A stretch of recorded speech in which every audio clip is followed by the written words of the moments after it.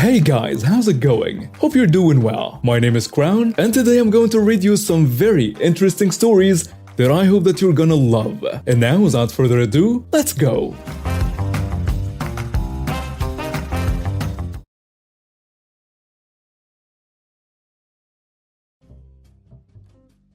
This story takes place back in my sophomore year of high school, about 2 to 3 years ago, and comes from the perspective of a third-party individual, me. I don't have all the details on the event, but I will try to tell you what I do remember. Some context. Sophomore year. I was in my high school varsity baseball team that went almost everywhere in Southern California. My mom would always drive out with my little sister when we were on an away game to come and take me home. Important. My mom is also a teacher at my high school. It is a pretty sweet gig getting to leave school around lunchtime to go to some random city I can point out on a map to play baseball and get a ride back home from my mom. Hashtag Mama's Boy.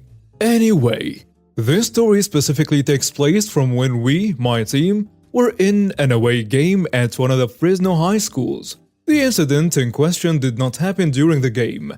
It was almost directly after it. The incident. When the game was done, I regrouped with my family and were about to leave for home. Before we left, my sister wanted to use the bathroom. The baseball field was pretty close to one of the school's bathrooms, so there was no need for a porta potty. Also, the bathroom was next to a parking lot that allowed access into a quad, a big open area. My sister ran ahead and we followed behind her to the bathroom. As we did, a car pulled up about 3 meters in front of my sister with an angry, entitled mother, a middle-aged mother, and an entitled kid. The entitled mother's insane daughter. The entitled kid gets out of the car first and proceeds to run and hit a random girl, seemingly out of nowhere. More on that towards the end, pushing her down on the ground and begins to beat on her. I don't know why. Edit. Probably surprised by what just unfolded, but my sister chose to stand still and watch a pretty violent fight unfold literally right in front of her. 2 seconds later, everyone, including other random students, local school staff, my mom and me ran over to the fight. My mom pulled my sister out of there while the staff tried to break up the two girls in the fight. The entitled mother then comes out of the car yelling at the staff trying to justify why this fight was taking place. I didn't hear what the entitled mother was saying, mostly because I was trying to process what just happened. But since this is an entitled mother, you can probably guess what she was saying. As the entitled mother was confronting the staff, my mom tried getting a photo of the entitled mother's license plate in order to identify her. The entitled mother notices this and proceeds to shove my mom to the ground, probably calling her a witch and other many bad names in Spanish. Now, I am what most people would describe as having an average physique, but I guarantee you if you see someone trying to fight your mom, an overwhelming shot of adrenaline can make you feel like a silverback gorilla. I was the first one to get to the entitled mother and try to get her off of my mom, attempting to do a chokehold with all the strength I had, and holding her back until the staff can help out with this entitled lady. This part is so vivid to me that I remember saying, "Get off her, you dumb jerk!" Another vulgar language at her. Once she was off my mom, she said, and I quote, "Go ahead, call the police. They won't do anything." The arrogance, I tell you. She said it with such confidence that it almost sounded like something out of a movie or something. Anyway, that was the last scuffle. Everything else slowly but surely calms down. Those entitled jerks were separated from everybody. Fresno PD showed up and put the entitled mother and her kid in the back for holding, and collected statements from everyone involved. Post-incident, in hindsight, apparently the fight was prearranged. I don't know what it was they fought for, but it must have been pretty serious to have this prearranged. Also, the victim's, aka the random girl, face was covered with bruises, scratches and blood.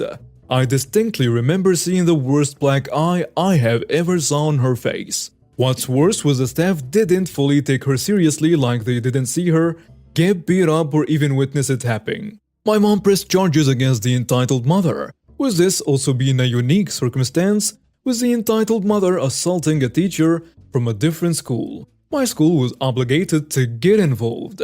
From what my mom remembers, after a month of scrutiny, the entitled mother was found guilty of the charges and likely was served house arrest with a side of community service, and the entitled kid was for sure suspended from school. As for the random girl, I would like to hope that things turned out good for her in the end. From what I can remember, she seems to be in the same grade level I was at the time, perhaps a grade above me. I hope that she has been able to move past this event and is having a good life right now. Okay, so a bit of a backstory. I'm 15 years old of age and was in need of community service to finish my years of CCD. Also some information. I have a baby face and I'm small. And now onto the story. As I said, I needed community service hours, and because of which, I signed up to help with the communion kit sleep-in. Since I've had previous issues with my age and the moms at the church, I chose to stay in the kitchen area. But after a while, a couple other volunteers didn't show up, so they asked me to move up to the food line, and I hesitatingly agreed. Everything was going great until I saw this mom and her hick spawn, which I've had previous issues with at the same church. But anyway, they showed up a bit after we started serving food, like an hour later. And surprise surprise, Karen didn't want to leave her hick spawn alone. So she stayed around, but she was told to let her son get his own food. Her hick spawn gets up and goes to get his food.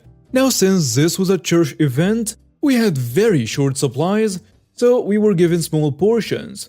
But anyway, her kid goes back over to his mom, and I see them start talking, and then she gives me a death glare and starts to get up to talk to me with her son attached. And the following conversation ensues. Did you give my baby that food? Yeah, why? It's not enough for him. He needs more so he can become big and strong. At this point, I realized it was the same Karen from a couple years prior, and we need to make sure every kid eats. Just give him double, it won't hurt anyone. Wait, do you even work here? Yes, I'm volunteering to get my volunteer hours. No, you aren't. You're just trying to get more food for yourself. Now, in all fairness, I was the same height as these kids. Anyways, the person hosting the event heard the commotion from the kitchen and started to listen in more. Whatever you say. Where is your higher-up? You mean X? She isn't here right now. She's trying to clean up in the kitchen. The entitled mother starts walking towards the kitchen, but I block her way, which was basically putting a pipple in front of a boulder. Move out of the way. You're not allowed in there. The entitled mother signals something to her son. Please go away, ma'am.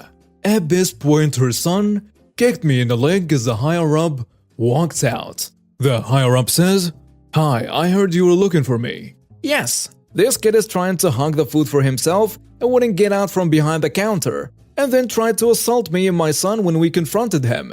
Me in massive pain? You know this isn't true, right? Check the CCTV. The higher-up tells her, "Ma'am, come with me please, because he does in fact work for us. But let's see if he did assault you." Which the higher-up knew I didn't, since she was watching the whole thing after the entitled mother started screaming. Yes, please, can we check? I didn't see what happened exactly after this, but I saw the higher-up escorting her and her son out, and later learned that he will be retaking communion next year. So I'm a 22-year-old student who is about to graduate from college. I work at a gaming PC store as a part-time job. Recently, the Catholic church near my school got damaged by a storm, and my college set up a donation fund to help repair it. I offered to pay $100, so I had to work an extra shift at the store. It was almost closing time and I was ready to pack up. But then the entitled parent with her kid walked through the door. And so they went up to the cashier, which I was manning. "Hello, what can I get for you?" My daughter wants a gaming computer. Okay, I will need to know the requirements. What? Like what GPU, CPU, RAM you are going to use. What are all those things? Those are components used to play games on a PC. Mommy, I want a computer. Don't worry, you will get it soon. Just give us your best one. Our best has an i9 processor, an NVIDIA graphics card, and 32 gigabytes of RAM. The price for that is $2,000, madam. What? Those are ridiculous prices. So, what kind of a game does your daughter want to play? I want to play Fortnite. Oh, Fortnite doesn't require an expensive PC. It can play smoothly on like a $575 PC. No, I want the $2,000 one. Well, can we pay less? I can negotiate. So, $250? Madam, that is a ridiculous counter offer. $1,875 is the lowest my manager wants. Please, Mom, I want it. Give it to my kid now. For $250? No, for free. Madam, $1,875 is actually a good deal. No, my kid wants it, so you better give it to her. Madam, please, if you want a low price, buy a console for all I care. Screw you. I demand to speak to your manager. You're such a greedy person. Now, this was the first time in a while I got mad. But this lady was a jerk right now. You better get out of the store right now. What did you say, you jerk, crabby little N-word? Why, by the way? My manager heard this and was very angry. He came out of the break room and stormed in. Ma'am, get out of my store right now. No. She then proceeded to sit down on the floor and yell at us. I then got an idea and I told it to my manager. My manager then got an almost broken laptop and gave it to the entitled parent. He tells her, try this one. As she turned it on, the laptop gave out some electric noises and shut down.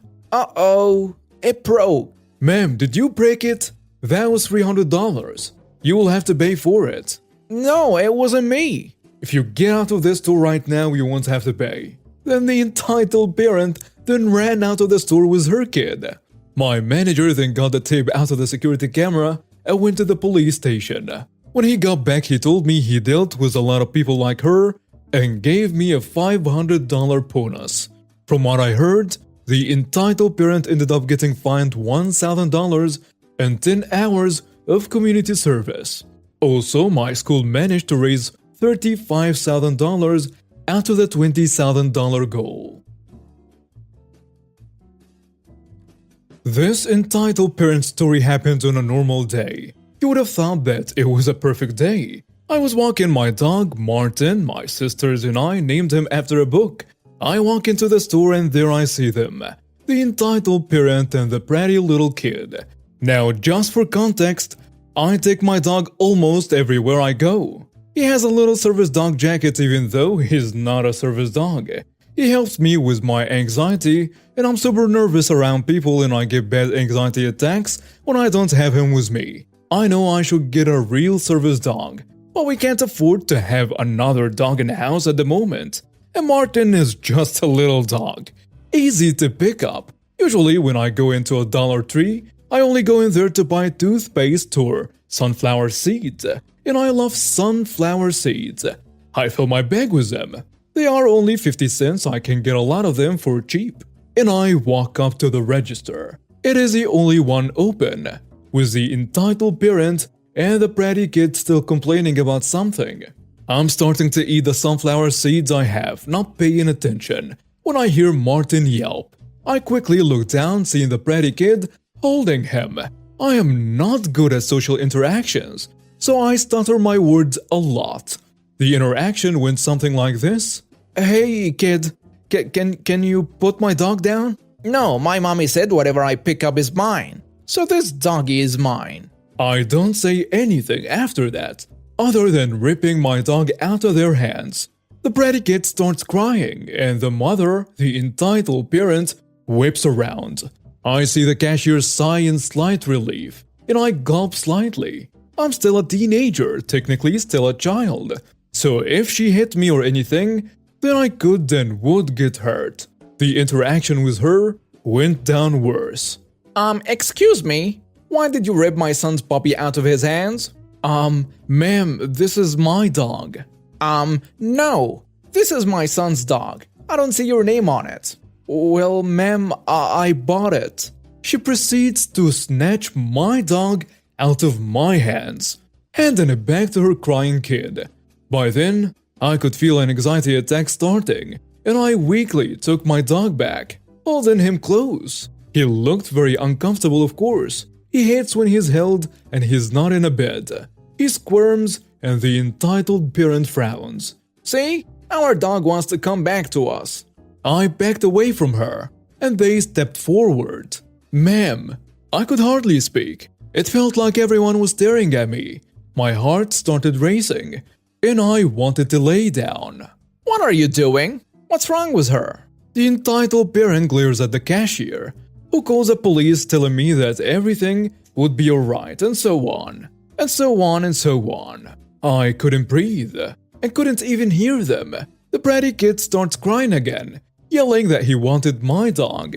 It went on for a while, and the entitled parent yelling at me to give up their dog, and the bratty kid screaming and yelling.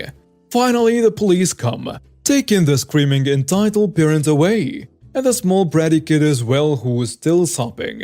They took me down to the station once I felt better and had me explain everything that happened, from me walking into the store to us all being carted out. She got community service for harassment, and I got to keep my adorable, loving pupper. Man, I have a million of these stories. Basically my whole trade life. I once built electrical substations in Australia. These jobs were mostly away from home and included some hefty tax-free allowances. We would typically be there for a short amount of time and have to pay short-term accommodation costs, which were high, in a motel and eat in restaurants / get takeaway as there were no kitchens. The rate was $130 a day, $910 a week, and the incentive was that you could keep what you don't spend. Enter the project manager. You're only working 5 days a week, so you only get 5 days of allowances. Okay, boss. Then what happens on weekends where I'm still in a motel 7 hours drive from home?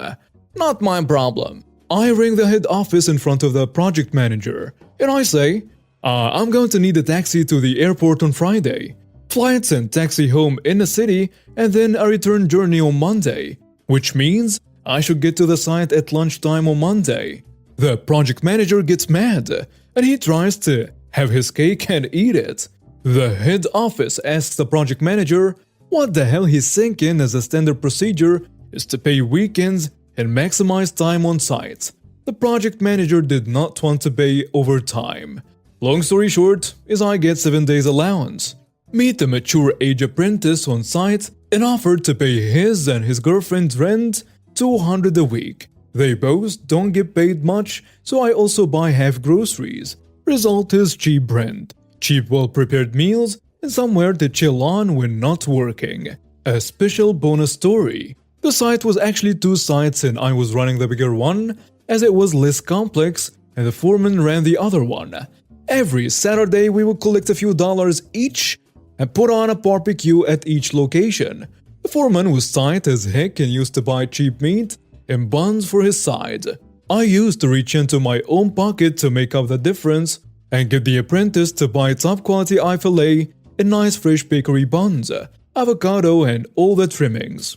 Everyone would then come back to the big site, mine, for the Saturday safety meeting.